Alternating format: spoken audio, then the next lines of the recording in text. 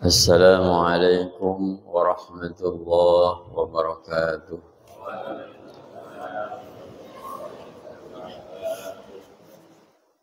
أعوذ بالله من الشيطان الرجيم. بسم الله الرحمن الرحيم. أشهد أن لا إله إلا الله وأشهد أن محمدا رسول الله. أشهد أن لا إله إلا الله وأشهد أن محمدا رسول الله. أشهد أن لا إله إلا الله وأشهد أن محمدا رسول الله. أستغفر الله العظيم. أستغفر الله العظيم. أستغفر الله العظيم. إن الله غفور رحيم. إلى حضرة نبينا محمد صلى الله عليه وسلم وعلى آله وأزواجه وذريته وأهل بيته الكرام. شيء لله لنا ولهم الفاتحة. أعوذ بالله من الشيطان الرجيم. بسم الله الرحمن الرحيم. الحمد لله رب العالمين الرحمن الرحيم مالك يوم الدين. إياك نعبد وإياك نستعين. اهدنا الصراط المستقيم صراط الذين أنعمت عليهم غير المغضوب عليهم ولا الضالين. ثم إلى أرواح جميع الأنبياء والمرسلين والملائكة المقربين والأولياء والشهداء والصالحين، وإلى أرواح الخلفاء الراشدين أبي بكر الصديق وعمر وعثمان وعلي وعلى بقية صحابة رسول الله أجمعين، وإلى حضرة سلطان الأولياء قطب الرباني سيد شيخ محي بن عبد القادر الجيلاني قدس الله سره العزيز، وإلى أرواح أربعة أئمة المجتهدين ومقلدين في الدين والعلماء العاملين والفقهاء والمحدثين والقراء والمبشرين وشهادة صوفية المحققين والتابعين تابعين لهم بإحسان إلى يوم الدين. شيء لله لنا ولهم الفاتحة. أعوذ بالله من الشيطان الرجيم. بسم الله الرحمن الرحيم. الحمد لله رب العالمين الرحمن الرحيم مالك يوم الدين. إياك نعبد وإياك نستعين. اهدنا الصراط المستقيم صراط الذين أنعمت عليهم غير المغضوب عليهم ولا الضالين. آمين. ثم إلى أرواح آبائنا وأمهاتنا وجدنا وجدتنا ومشايخنا والإخواننا والإخواتنا ولجميع المسلمين والمسلمات والمؤمنين والمؤمنات الأحياء منهم والأموات، المشارق الأرض إلى مغاربها في برها وبحرها بيمينها إلى شمالها، خصوصا المرهم والمرهم في هذه القرية كالأسر، ونوصل المرهم والمرهم الحاذين في هذا المقام، ونوصل إلى أهل القبور سلة لحضرة أبي الحجر سجان بن مالك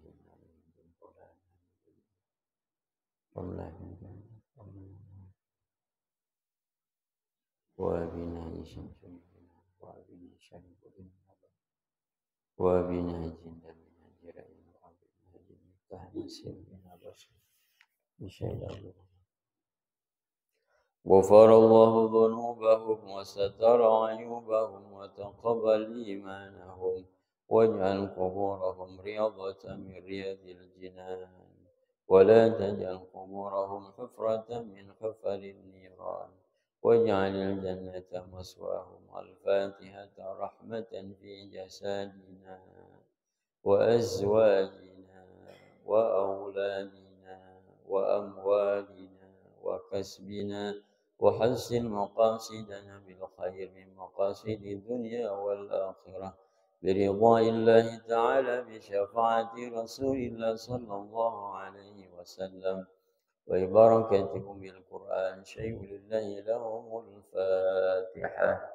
أعوذ بالله من الشيطان الرجيم. بسم الله الرحمن الرحيم. الحمد لله رب العالمين الرحمن الرحيم مالك يوم الدين إياك نعبد وإياك نستعين اهدنا الصراط المستقيم صراط الذين أنعمت عليهم غير المغضوب عليهم ولا الضالين. أعوذ بالله من الشيطان الرجيم. بسم الله الرحمن الرحيم. الحمد لله وكفى والصلاة والسلام على رسول المصطفى وعلى آله وصحبه المستكملين شرفا. أما بعد. اللهم رب اشرح لي صدري ويسر لي أمري واحلل عقدة من لساني يفقه قولي. اللهم إنا نسألك ثبات في الأمر والعزيمة على الرشد ونسألك شكر نعمتك وحسن عبادتك ونسألك قلبا وجسما سالما ونسألك من خير ما تعلم ونعوذ بك من شر ما تعلم ونستغفرك لما تعلم. آمين يا الله يا رب العالمين.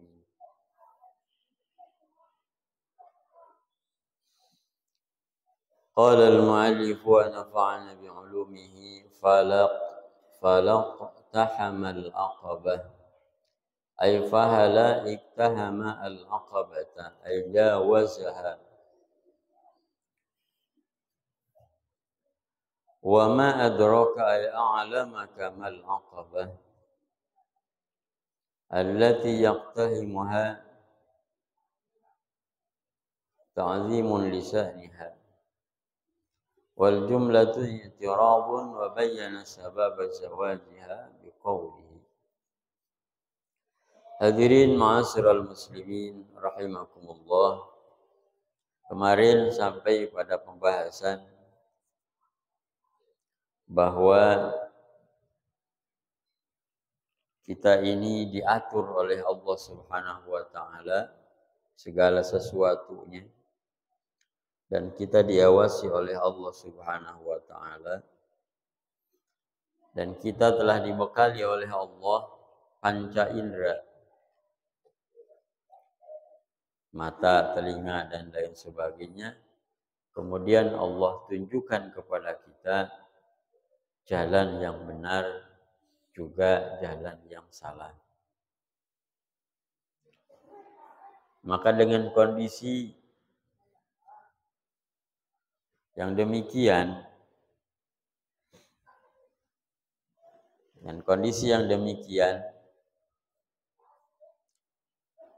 kata Allah Subhanahu wa taala, fala maka tidak akan, falaqtahama maka kita tidak akan bisa melewati al-aqabah. Al-aqabah secara makna tekstual dimaknai kesulitan. Sebagian riwayat dalam tafsir Ibnu Katsir beliau menjelaskan bahwa sebagian ulama di tafsir menjelaskan al-aqabah ini adalah salah satu tingkatan dalam neraka jahanam yang sangat mengerikan. Maka dalam konteks itu Berarti maknanya kita tidak akan bisa melalui neraka jahanam. Jadi ada dua tafsir. Kita tidak mungkin bisa melewati kesulitan. Kita tidak bisa melewati neraka jahanam untuk sampai pada surganya Allah. Wa ma adraka mal aqabah.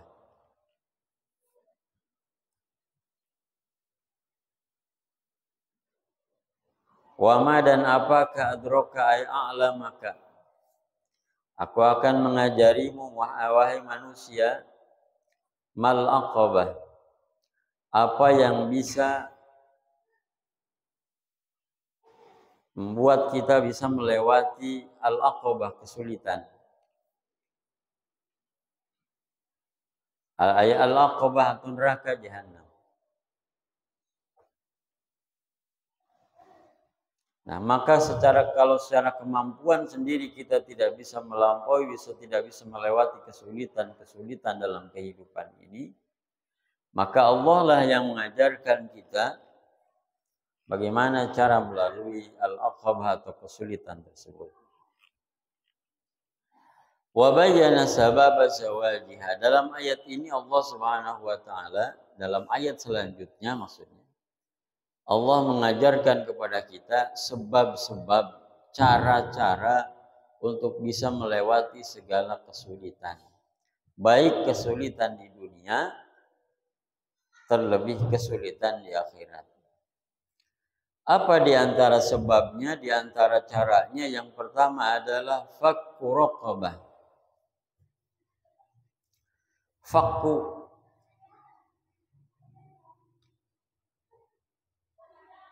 bahasa kitanya fakku itu mencatakan, bahasa Jawanya. Bahasa kita apa ya? Menghilangkan. Ar-raqabah, memerdekakan hamba sahaya, melepaskan hamba sahaya. Jadi kalau kita zaman dulu masih ada perbudakan, maka salah satu jalan untuk melewati kesulitan dalam kehidupan kita, atau salah satu jalan dalam rangka menghilangkan kesulitan kita nanti di yaumil akhir, agar Allah selamatkan kita dari neraka jahanam, maka jalan yang pertama kata Allah adalah memerdekakan hamba sahaya. Cuman kalau sekarang tidak ada lagi, yang relevan apa? Di antaranya adalah memerdekakan, membebaskan belenggu terhadap orang lain dari diri kita. Kemarin saya contohkan di antaranya, kalau kita jadi pimpinan, bebaskan anak buah kita dari belenggu kita, agar tetap bisa menjalankan taat kepada Allah Subhanahu wa taala. Kalau jadi bos, jangan membuat anak buah sampai tidak bisa sholat, tidak bisa puasa gara-gara pekerjaan yang kita berikan. Itu di antaranya. Kalau kita selaku orang tua, jangan membebani anak, sehingga anak kita dengan peraturan, dengan tuntutan dari kita, sehingga anak kita tidak bisa taat kepada Allah Subhanahu wa taala. Sebagai suami, bebaskan istri kita dari belenggu kita, sehingga dia bisa melaksanakan taat kepada Allah Subhanahu wa taala. Mungkin di antaranya itu. Jadi aturan-aturannya ini agar bisa membebaskan orang-orang yang sekiranya terbelenggu dengan kebijakan kita, agar bisa bebas melaksanakan ibadah kepada Allah Subhanahu wa taala.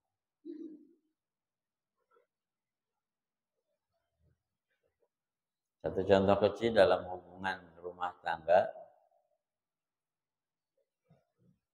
kan ada keterangan bahwa kalau anak laki-laki itu sebelum menikah dia milik ibunya, milik orang tuanya. Setelah menikah pun sama. Tapi seorang perempuan ketika belum menikah dia wajib taat, adalah milik ayah ibunya.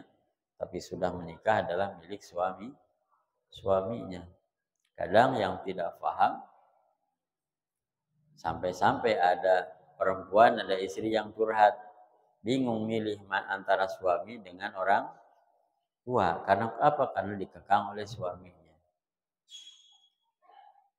Mau bantu orang tua, takut suami, dan lain sebagainya. Padahal perlu kita pahami, hadirin rahimakumullah, dalam hal hubungan mahram misalkan, hubungan mahram, bahwa mertua itu adalah mahram kita. Artinya apa? Kalau kita sebelum menikah, ayah kita satu, ibu kita satu, maka setelah menikah bagi laki-laki, ayahnya nambah. Ayahnya dua, ibunya dua. Ya memang istri wajib taat kepada kita, tapi kita mesti ingat bahwa sebagai suami, ibu kita nambah, kita pun wajib taat kepada mertua.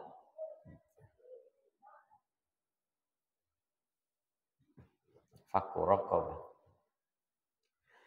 Yang kedua, au it'amu fi yaumin dzi masghabah. Ini sebab-sebab, cara-cara bagaimana melalui kesulitan. Nah, yang pertama ini, hadirin rahimakumullah, Nabi sallallahu alaihi wasallam pernah mengatakan, barang siapa menghilangkan kesulitan saudaranya di dunia, maka Allah akan hilangkan kesulitan nanti di akhirat. Jadi sebetulnya kalau kita mempermudah kehidupan orang lain, sejatinya kita sedang mempermudah kehidupan kita sendiri. Jadi jangan mempersulit, jangan pakai dalilnya. Kalau di netizen itu konoha katanya. Kalau bisa sulit kenapa harus mudah?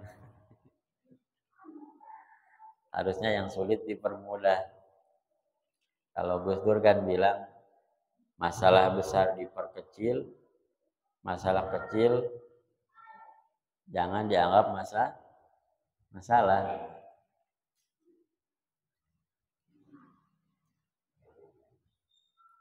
Jangan bertanya jangan terlalu banyak bertanya yang kamu nggak tahu. Kalau tahu gimana Gus? Kalau tahu kenapa harus nanya? Gus Dur ya. Orang yang cerdas banyak ilmu. Yang kedua, cara kita melalui kesulitan-kesulitan dalam kehidupan ini adalah au it'amun fi yaumin dzi masghabah, atau dengan cara memberikan makan fi yaumin pada hari dzi masghabah, yang hari itu makanan sulit didapatkan. Ai maja'atan, yakni saat kelaparan dan makanan sulit didapatkan. Kapan itu? Ya mungkin sekarang diantaranya nih. Segala macam harga mahal. PHK di mana-mana. Banyak saudara kita yang menganggur, tidak lagi bekerja dan tidak punya penghasilan. Jangan jauh-jauh kemana-mana dah. Lingkungan kita Pak, tolong perhatikan. Lingkungan kita tolong perhatikan. Mungkin secara kasat mata luarnya, wah rumahnya bagus, kendaraan masih ada. Tapi masih ada hadirin. Masih ada hadirin. Yang buat hari ini aja bingung. Buat beli gas nggak ada. Ini fakta ya, ini fakta. Perhatikan lingkungan kita.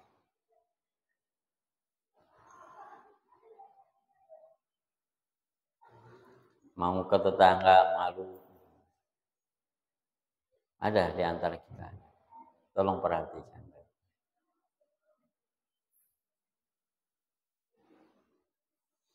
Yaumin dzi masghabah. Saat sulit. Kemudian kemarin saat bencana, alhamdulillah, negara asli digawangi oleh Pak Gun, Pak Wahyu.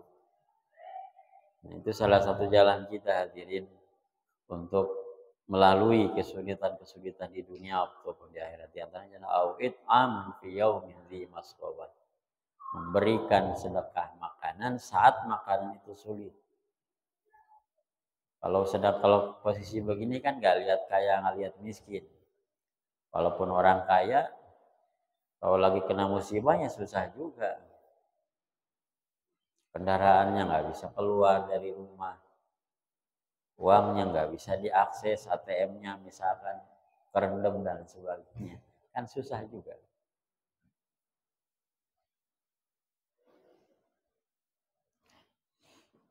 Itu. Fi yaumin dzi masghaba. Kemudian cara yang ketiga kata Allah Subhanahu wa taala, yatiman dza maqrabah. It'amu yatiman dza maqrabah, memberi makan, memberi sedekah, memberi infak kepada yatim. Mana yang didahulukan? Dza maqrabah, yatim yang ada hubungan kerabat dengan kita. Jadi urutan sedekah itu pertama jelas yang wajib dulu.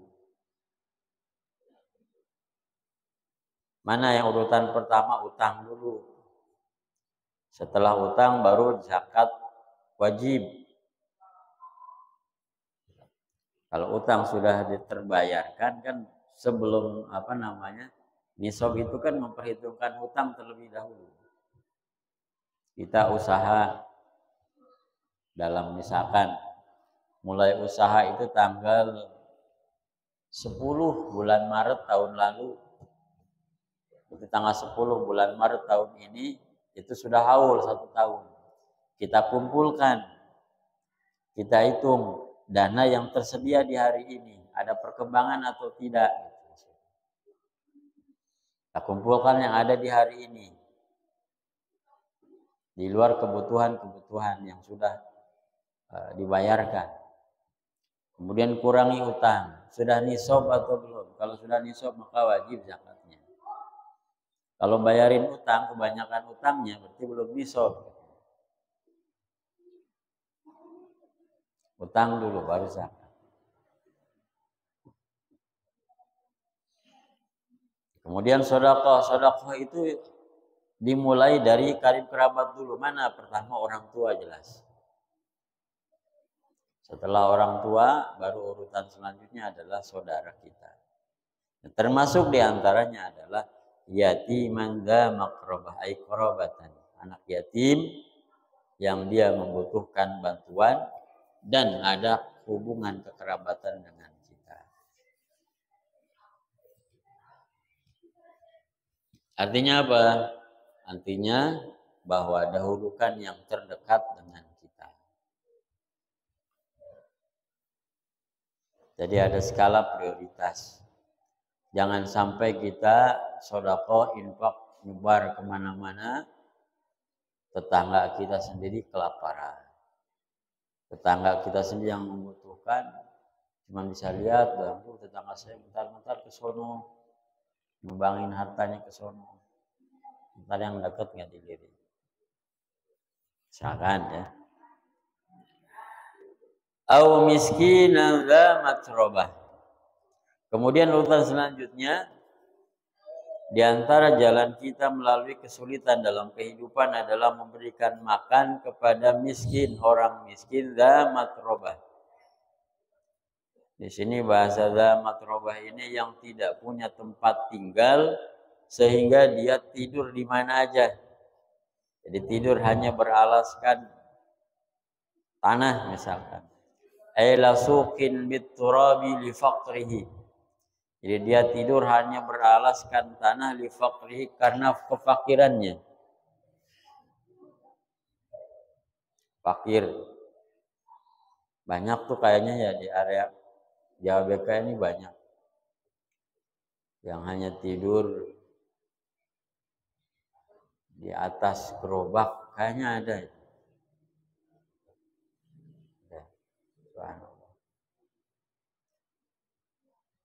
Kadang-kadang kalau melihat seperti itu, kita ini benar-benar jadi orang itu kurang bersyukur ya. Kita sudah nyaman lah hitungannya ya. tidur di rumah di atas kasur masih kurang baik. Tapi kalau melihat saudara kita yang seperti itu cuma tidur kadang-kadang geletak aja di trotoar, geletak tidur. Subhanallah.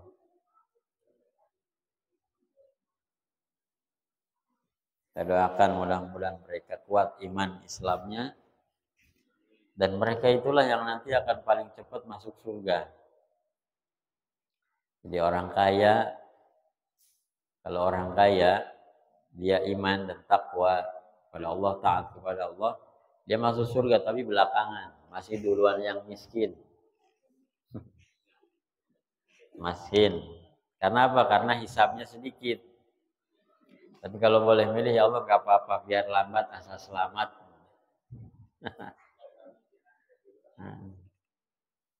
Kalau mau pengen cepetan ya itu, jangan terlalu banyak punya harta. Atau kalau banyak punya harta, segera habiskan. Kaya boleh, silahkan. Bahkan kalau resepnya Abah Uci Turtusi, Tangerang ya Allah yarham. Kalau pengen punya banyak harta, maka caranya adalah yang kita dapatkan segera habiskan untuk jalan taat kepada Allah. Hari ini dapat 1 juta langsung oper. Kalau bisa. Itu akan lebih cepat katanya.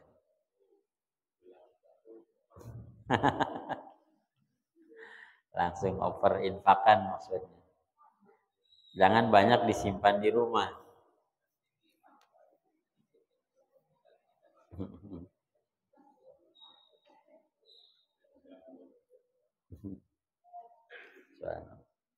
Ini sebab-sebab cara kita melewati kesulitan di dunia. Kemudian summa kana minal ladzina amanu. Selain itu, cara selanjutnya adalah summa kana minal ladzina amanu, dan orang tersebut, kita maksudnya,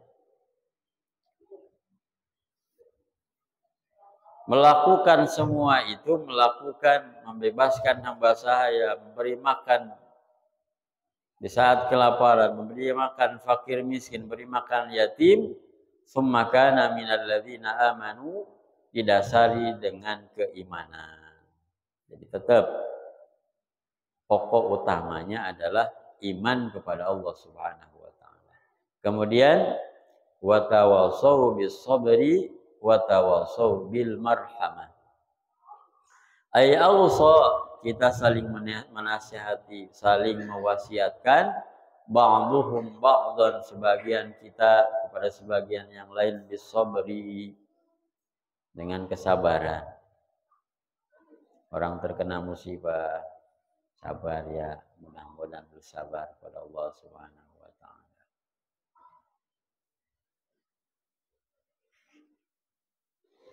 Kita juga nasihatin diri kita, boleh nasihatin sabar. Jadi kalau nasihatin orang tentang kesabaran jangan sambil marah.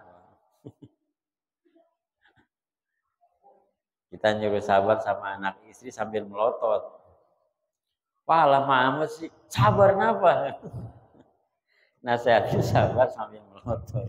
Gimana orang bisa sabar kan gitu. Kita nasihatin melotot. Kalau nasihatin sabar yang sabar kitanya gitu. Kadang-kadang kita begitu ya. Jadi geli sendiri Pak, pengalaman soalnya. Sabar Pak. Tapi yang paling utama adalah bisobri, sobar ala taati, dalam menjalankan ketaatan. Kita didik anak kita puasanya di bulan puasa, baru kelas 2, kelas 3 SD kan payah luar biasa itu. Sabar ya nak, puasa. Puasa itu pahalanya surganya Allah lewat pintu spesial disebut Ar-Rayyan.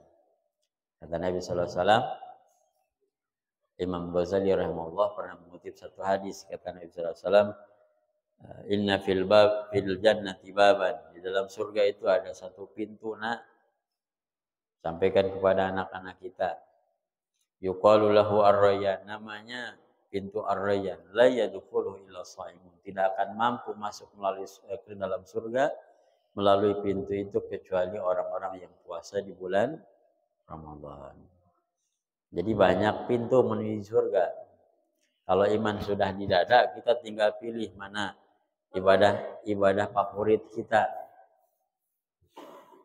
Apakah sholat sunnah, apakah puasa, apakah sedekah, apakah misalkan baca Quran. Silahkan. Keistimewaan atau spesialisasi. Wa anil maksiat, dan saling menasihati, bersabar dalam menjauhi kemaksiatan. Ini lebih berat lagi. Jauhi maksiat mesti sabar. Wa tawassaw bil marhamah, dan saling menasihati dalam menyebarkan kasih sayang kepada makhluk-makhluk Allah. Ini juga berat. Karena makhluk Allah itu macam-macam. Ada yang bisa diatur, ada yang susah diatur.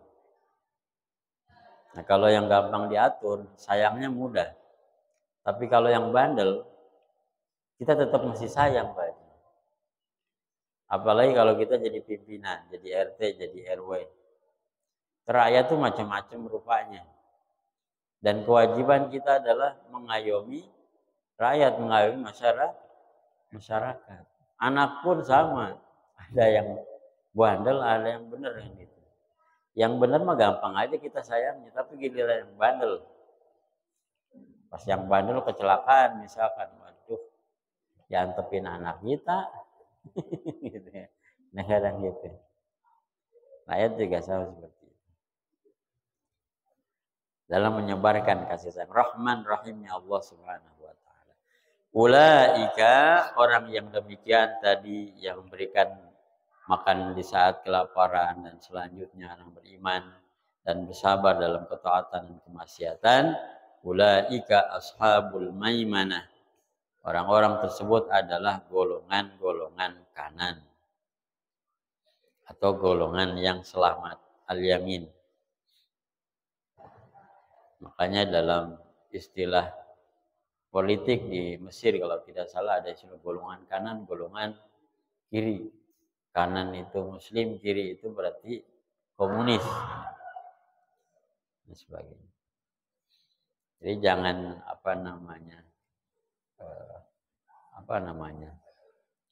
jangan antipati terhadap istilah golongan kanan, golongan kiri, karena ini istilahnya Al-Quran. Nah, mudah-mudahan kita semua ada di golongan sebelah kanan. Walladzina kafaru bi ayatina, dan orang-orang kafir, kita selesaikan hari ini Bapak hadis sekalian.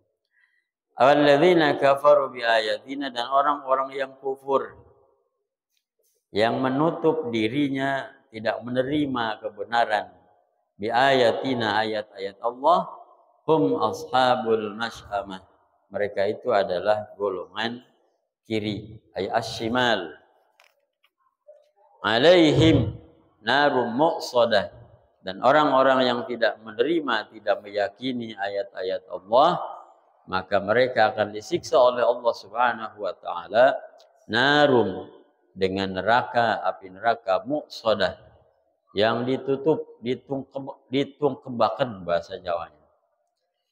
Jadi bahasanya begini, orang yang kufur, yang kafir, maka disiksa di api neraka yang ditutup di dalamnya. Jadi kalau ibarat ruangan tanpa ventilasi ditutup pisan. Bayanglah gimana panasnya gitu. Nggak ada api pun kalau ruangan ditutup rapat udah kayak apa, apalagi kalau ada api. Na'udzubillahi min dzalik. Mudah-mudahan kita semua masuk golongan kanan. Tapi jangan kayak begini, ada cerita dulu nih. Ini mah entah benar atau enggak. Pencandaan aja kayaknya. untuk membuktikan bahwa bapak-bapak itu takut sama istri. Jadi ada golongan kanan, golongan kiri. Kata kiai dalam satu pengajian, yang takut sama istri silakan sebelah kiri. Yang tidak takut sama istri sebelah kanan. Misalkan dari 10 jamaah, 9 kiri semua. Berarti 9 orang takut sama istri semua kan gitu. Yang satu sebelah kanan. Wah, kata orang hebat ini, nggak takut sama istri. Pas ditanya, Pak, kenapa sebelah kanan? Bapak nggak tahu sama istri? Enggak. Kenapa sebelah kanan? Ya takut sama. Gitu. Kok sebelah kanan milihnya? Saya disuruh istri saya sebelah kanan. Mungkin sebelum itu nge-WA istrinya dulu atau diinstruksikan, kamu sebelah kanan ya. Gitu. Takut istri semua berarti. Hadirin rahimahullah, tadi adalah sebab-sebab diantaranya cara melewati kesulitan dalam kehidupan ini. Saya ada mengutip qaul ulama diambil dari Al-Quran. Karena kajian kita Al-Quran, maka sedikit-sedikit kita amalkan apa-apa yang ada dalam Al-Quran. Sedikit sebagai tambahan, nggak sampai 5 menit.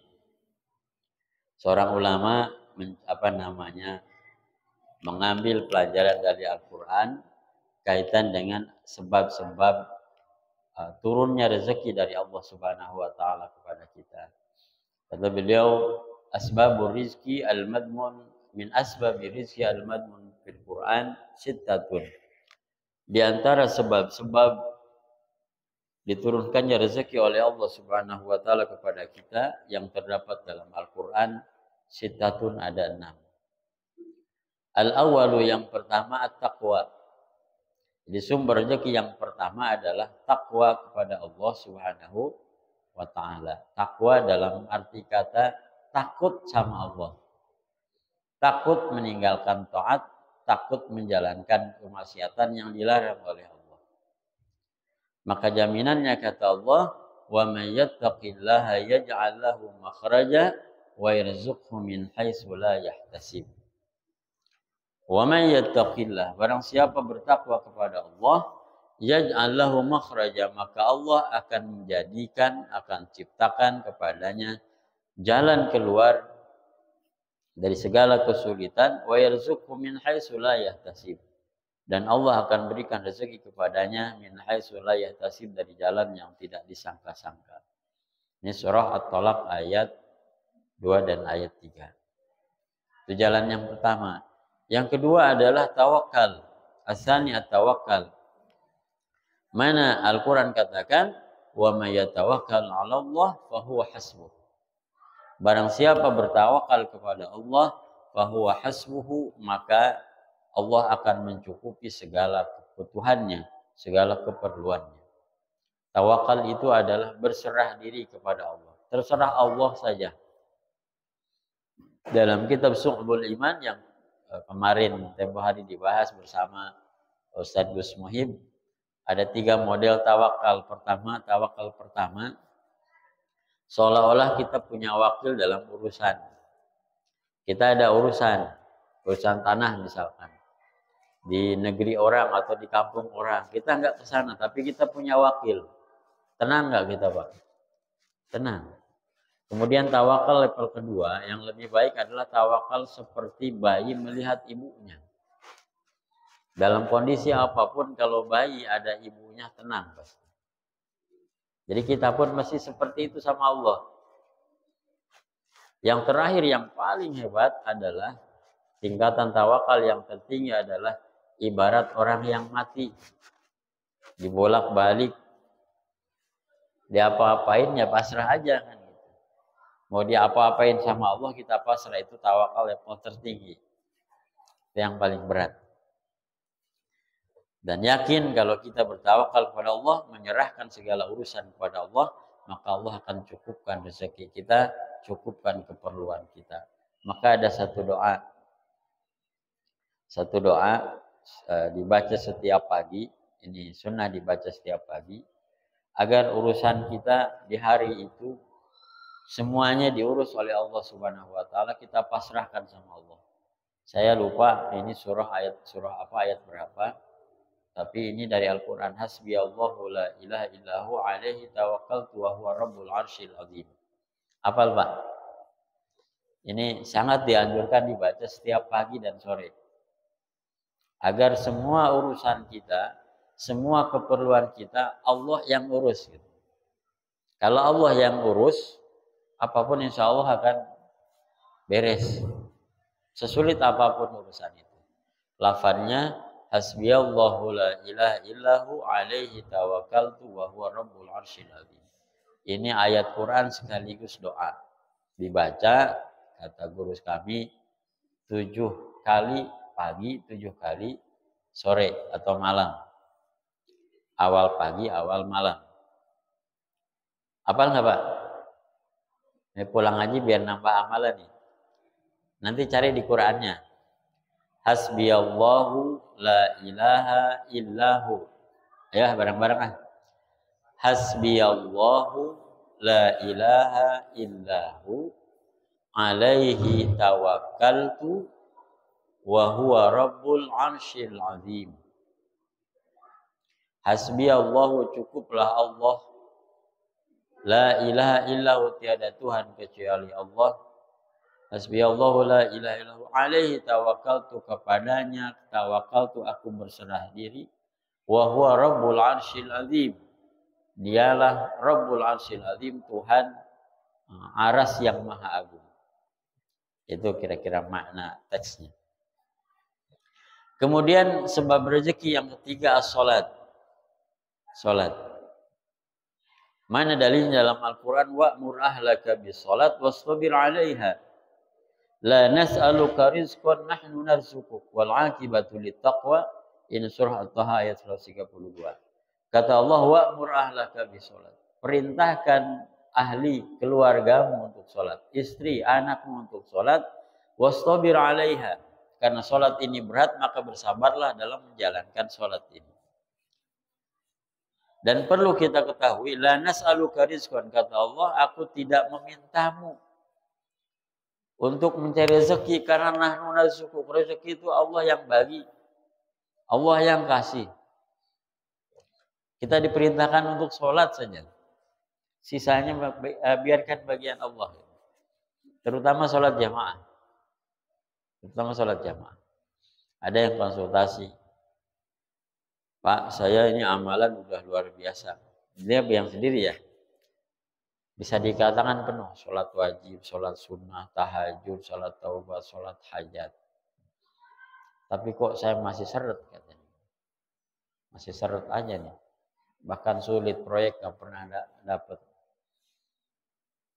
Lalu saya tanya, bagaimana sholat wajibnya? Di mana? Di rumah apa di masjid? Di rumah. Mungkin itu salah satunya. Itu salah satunya, saya bilang. Karena kalau sholat di rumah ya kita nggak pernah sosialisasi sama orang. Mana tahu kita ada masalah kalau nggak pernah ketemu kan gitu. Tapi kalau ketemu, sering ketemu di masjid, ngobrol. Kita tanya. Kalau orang di zaman Nabi itu luar biasa care dengan jamaahnya. Ya. Sehari saja nggak ada jamaah ditanyain. Gitu. Kemana si A, kemana si Fulan? Diketahuan, oh si Fulan ini lagi sakit, oh kita jenguk, kita bantu. Oh si Fulan ini sedang kesulitan, kita bantu. Nah, kalau dalam ibadah aja nggak bersosialisasi, mana tahu kita dia ada masalah. Itu yang ketiga. Kemudian yang keempat, al-istighfar. Dalilnya dalam Al-Quran, faqul tustaghfiru rabbakum innahu kana ghafara yursilis sama alaikum idrara wa yumdidkum bi amwali wa banin. Ini jelas. Wa yaj'al lakum jannat wa yaj'al lakum anhara. Istighfar. Kata Allah Subhanahu wa taala, faqul tustaghfiru. Maka aku katakan istaghfiru rabbakum. Mintalah ampunan kepada Allah Tuhanmu, kepada Allah yaitu Tuhanmu, an innahu kana ghafara, sungguhnya Allah Maha Pengampun. Kalau kita sudah minta ampunan sama Allah dan diampunkan oleh Allah, yursilis sama alaikum idrara. Allah akan turunkan hujan yang lebat untuk kehidupan. Wa yumdidkum bi amwali wa banin. Dan akan dipanjangkan, diluaskan amwalin, hartanya. Wa banin, dan juga anak-anak. Jelas, bahkan bahasanya rezeki di sini sudah langsung menjurus kepada amwal. Jadi banyak-banyak istighfar. Usaha lagi seret istighfar. Nah, udah, itu ya, offset. Kemudian yang kelima, al-infaq. Allah katakan, wa ma anfaqtum min syai'in fa huwa yukhlifuh. Apa yang kita infakkan Allah ganti. Kadang-kadang tanpa kita sadari, gantinya itu tokcer. Dibayar tunai. Pagi kita infak, pagi kita sedekah. Belum sampai habis hari itu sudah dibalas oleh Allah dengan yang lebih besar lagi. Bahkan ada satu hadis, anfik ma fi zaib ya'tika ma fil ghaib. Infakkan yang ada di dalam kantongmu, maka Allah akan memberikan sesuatu dari sesuatu yang baik. Kemudian yang terakhir adalah badlul asbab. Melakukan sebab-sebab yang Allah turunkan rezeki, jualan dan lain sebagainya. Bisnis itu sama. Ini dalilnya dalam Al-Qur'an, ada surah Maryam, wa huzzi ilayki bididin nakhlah tusyakkin 'alayki rutaban janiyya. Maryam alaihissalam diperintahkan oleh Allah untuk menggoyang-goyangkan pohon kurma. Supaya apa? Kurmanya biar jatuh. Jadi kalau kita pengen uang, maka jalan-jalan untuk menghasilkan uang harus kita kerjakan. Itu diantaranya. Ini dari Al-Quran yang mudah-mudahan bisa kita amalkan. Ini bukan berarti harus semuanya. Tapi ini yang pokoknya. Demikian hadirin rahimakumullah. Mohon maaf apabila banyak kesalahan. Yang benar dari Allah Subhanahu wa taala, yang salah dari kehilapan pribadi saya, mudah-mudahan Allah mengampunkan. Kita tutup dengan doa kafaratul majlis. Subhanakallahumma bihamdika asyhadu an la ilaha illa anta astaghfiruka wa atubu ilaik. Usikum wa nasitakallah. Assalamualaikum warahmatullahi wabarakatuh.